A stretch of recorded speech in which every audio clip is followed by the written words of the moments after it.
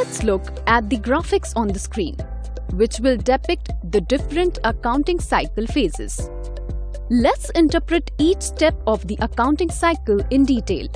The first phase is to understand the transaction.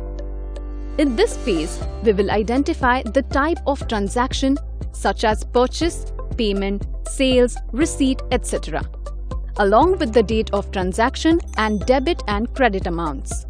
In second phase, we will record the business transaction by debiting and crediting the different account.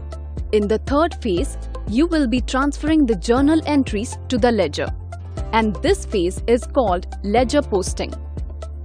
After taking a transfer to the ledger, the fourth phase of the process is trial balance. Trial balance is nothing but the summary of the financial data. It summarizes what's in the ledger.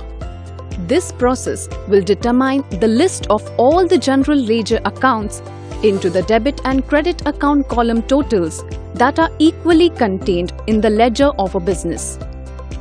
The purpose of preparing a trial balance is to ensure that the entries in the company's bookkeeping system are mathematically correct.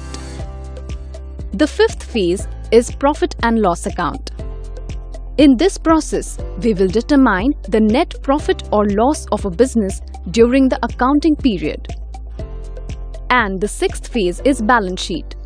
In this process, we will determine the summary of the financial balances of a business or an organization. So, we have learned the 6 integral steps in the accounting cycle. Accounting can be done in 2 ways, manually and by using accounting software. In the case of manual accounting, all 6 activities are carried out manually by accountants.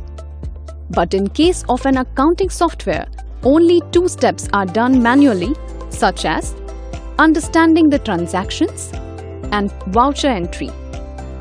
The remaining 4 activities, ledger posting, trial balance, profit and loss account and balance sheet, are automatically performed by the accounting software.